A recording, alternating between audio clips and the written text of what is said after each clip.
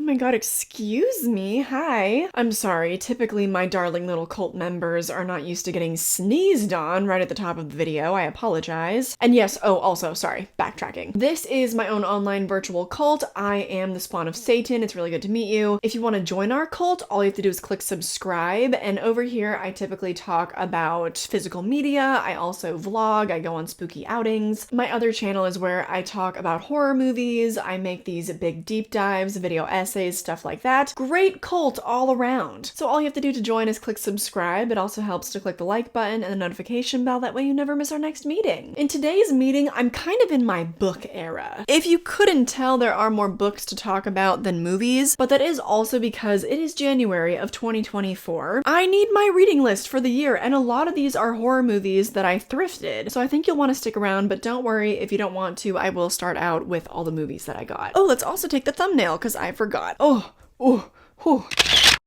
So starting with all the Blu-rays that I picked up, I got almost all of these at the same location on the same day. So had some luck with Blu-rays this past weekend, starting with this collection of Die Hard. This has the first 4 movies of the franchise, and I don't really know a lot about this franchise. I think that there are 5 of them. Not totally sure, but I was super psyched to find this collection of them. I recently finally watched the first movie of the franchise for the very first time, and you might be like, oh my god, what? But fret not, because I watched it in the theater, in the Dolby Cinema no less. My boyfriend and I had the theater to ourselves and it was amazing. So I couldn't think of a better circumstance for the first time to see that movie, could you? Anyway, now I have no excuse not to watch the rest of the franchise. However bad it might be. I'm just gonna have to stack these up back here, I think, for now, because these books are big. In a similar vein, I also found Inglourious Bastards, completely unopened. This and Once Upon a Time in Hollywood are the only Quentin Tarantino movies I think that I've ever seen. I started Reservoir Dogs, but have not finished it yet, so I don't think that counts. But I remember really liking this. And this does have just a couple of special features on there too, and I just was so psyched that it was unopened. A little bit expensive though for a Goodwill Blu-ray. This was $6. But still, in comparison to when it was new, that's definitely a steal. This one was actually the only Blu-ray that I received as a Christmas present. Couldn't believe it, because I think last year my family got me quite a few movies. But anyway, we have But I'm a Cheerleader. I adore this movie so much. I think it's a damn near perfect film. This also comes with some special features, including a cast reunion and the making of the movie. But I'm a Composer, a chat with Pat Irwin, and the student film Discharge. I don't know what that is. Maybe that's like the short film that inspired this. And then we also get audio commentary with the director, with the costume designer, and the production designer. So lots of nice little special features on one of my favorite movies of the 90s. From the year that I was born, no less. Oh, up next we have a terrible film. Absolutely awful. The Roommate. Oh my god, this came out I think in like 2011, and I still distinctly remember it because it was probably one of the first PG-13 movies that I got to see in theaters. Yeah, 2011. So I don't know if somebody's parents like got our tickets to go see this movie or if someone's parents took us. I don't know.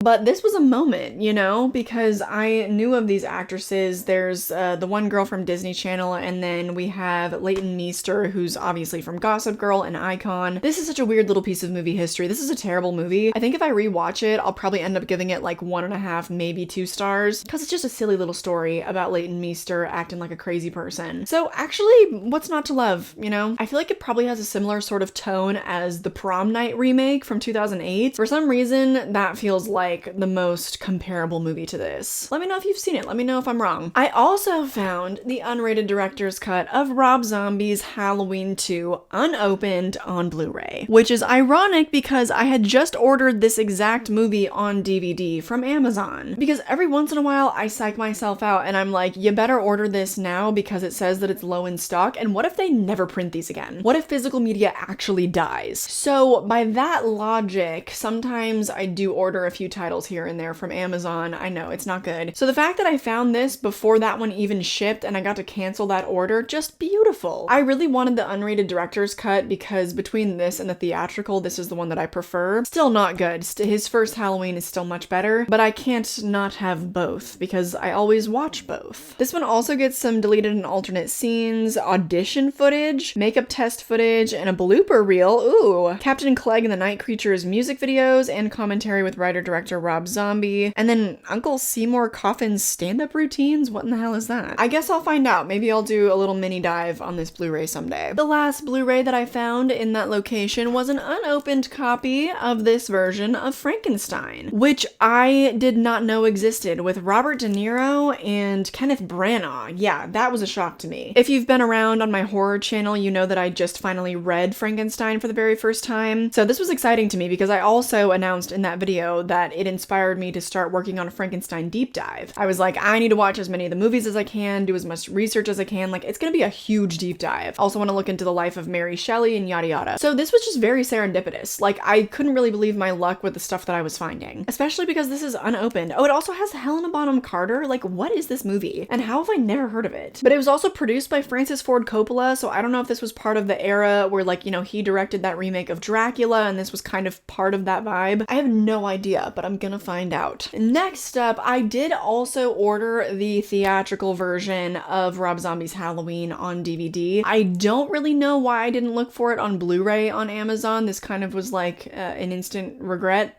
because as soon as I found Halloween 2 on Blu-ray, I was like, wait, why didn't I just...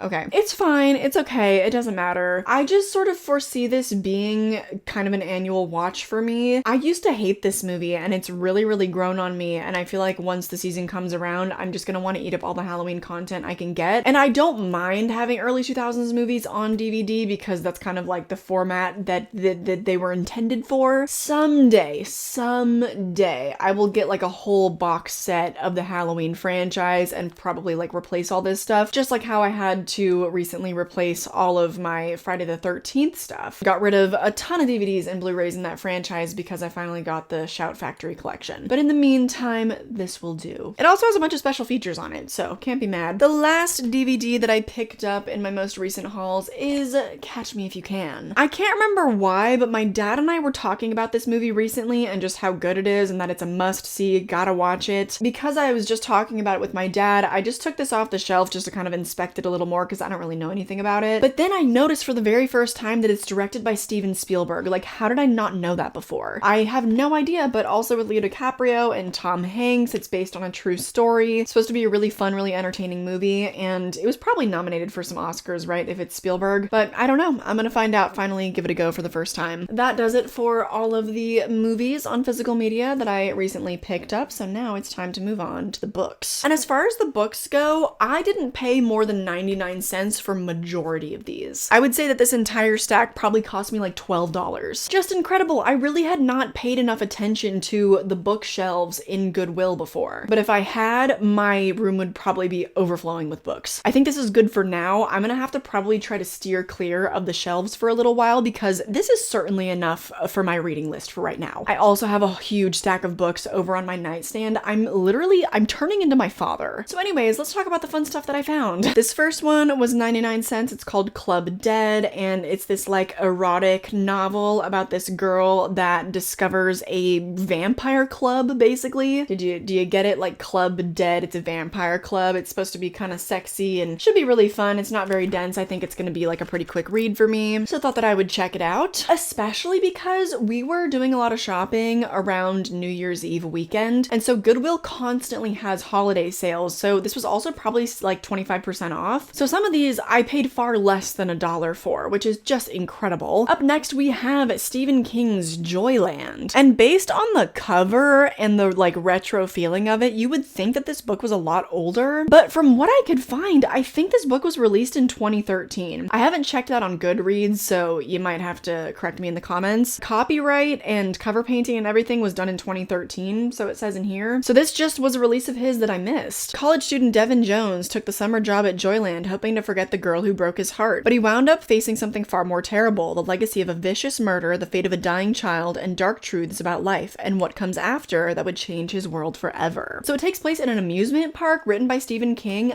Yeah, sign me up. I'm also playing catch up because there were a few books that were really popular when I was a teenager that I just somehow didn't get around to. And that would include The Lovely Bones, which I know, like I remember even when this came out and everything, this is a very upsetting book and the movie just was really heavy and hard for a lot of people. I'm aware of that, but it was a moment. It was a pop cultural moment and I feel like I need to catch up. I need to know about it. This one is like, I don't know, medium to light density. I also think that I'll I'll probably get through this one pretty quickly. And same thing with the next one, but the next one is just, it looks so much fun. It's called These Witches Don't Burn, and I swear that somebody on my channel has probably recommended this to me before, but it's about an elemental witch who lives in Salem, and she's a lesbian, and it just seems like such a vibe. I don't know if any of this is like erotic at all, or if it's just a fun story. I'm honestly not sure, but I think that either way, I'm gonna love it. Yet another very serendipitous finding that I should find The Fellowship of the Ring, and in immaculate condition. Like, whoever owned this book, they did not read it. Recently, my boyfriend and I watched the first 2 movies of the franchise, but we have just been putting the last one off like no other because it's so long. It's 3 hours and 20 minutes long, and so one of our New Year's resolutions actually was to finally watch that movie at some point this year. Hopefully sooner rather than later, because I'm tired of putting it off. Like, I need that out of my consciousness. Though I guess I'm not helping myself too much by reading this, but I feel like I'm gonna end up loving the movies a lot more if I read the book, because I'm not crazy about it as a franchise. I'm just not crazy about the fantasy of it all, and I don't know, I haven't really connected with it yet. So I think that reading the book shall help. I'm gonna do my best. So I realize this is just part 1, so I need to eventually track down the other books as well. But I figured that, you know, if I like this book a lot and I feel so inclined to, then I can, and if I don't love it, then I don't have to. Next up is another Stephen King book. We have Art Pupil. This is about an art student, you guessed it, who meets a teacher that ends up being all kinds of weird. And what interested me about this too is that there are some weird random notes on it from the previous owner. I haven't actually read them yet. I don't know if you can make them out there, but I'm gonna try to. I don't think I can. A lot of this doesn't even look like English, and if it is, the stuff looks like it's spelled wrong. I really have no idea what this is trying to say. I'll throw up a picture and you can try to do your best to translate, but I don't know what the hell's going on. I've since taken a closer look at all of this, and one of the only things that I can make out is explain what Todd's idea of politics is using hypotheticals of your own. Maybe somebody was writing a book report or something, and my best guess for the other words is I think that maybe this person was needing to look them up because Stephen King does use a lot of big words. So maybe these were noted just to look up in the dictionary later. That's my best guess. Let me know all of your conspiracy theories down below. The next book is another sort of catch-up book for me. We have Paper Towns by John Green. Not horror, obviously, and not relevant, is it? But I read The Fault in Our Stars, and I loved that when I was 14 years old, and this just was another really popular John Green book that I feel like I need to catch up on. Also because I got it for less than $1, so I was like, why not? If I don't like it, then I'll just simply stop reading it and donate it back. That's the nice thing about Goodwill, because it's so cheap that you basically feel like you're renting it. The whole library thing, like, I very deeply want to support my local libraries. I think they are so important. They're such a good community resource. But for me, borrowing books is hard. Like, I need to have this whole stack of books waiting for me, and I need to be able to just read them at my leisure. I don't need to have like due dates looming over my head because I just have enough going on up there. So this just works better for me, you know? So yeah, I'm gonna catch up on this one. I guess the only other one that was super big when I was younger is Looking for Alaska, and maybe I'll find that one someday too. This one is silly. This is the last non-horror book to talk about, but I found The Wolf of Wall Street for 99 cents, so I was like, why not? I read the first page to see if I could even handle the writing style at all, because obviously Jordan Belfort is just like a wretch of a person, absolute rat, so I would never buy this and like support him monetarily, but I found it at Goodwill, and I love the movie that was adapted by Martin Scorsese. I became really interested in the book too, and so finally I have stumbled upon it. I really don't know what to expect, but just from like the very first page, it seems like the movie was an extremely faithful adaptation. I'm really interested to see what other details and whatnot I can glean from the book. Last up, we have the biggest book in the stack. It's called Desperation by Stephen King. Kind of unbelievable that I didn't know that this existed before finding it in Goodwill, but I guess that he as an author is pretty hard to keep up with. He releases, I think, 2 or 3 books a year, and I've seen other people comment under my book content that it's tough to keep up with. So I guess it's not that weird that he has a book that I'd never heard of, but it sounds remarkably similar to The Town of Derry. It sounds a little bit like It, a little bit like Insomnia. That one you probably haven't heard of. That's a weird book of his. But it's about this town that, to my understanding, I think is like a rest stop, and the various travelers that go through it, you know, they experience weird stuff. That's the extent to what I know about this book. I read the first page and it seems like it starts immediately with the action. It's a really easy reading style. I almost feel like this must be like written for teenagers or something, because it's really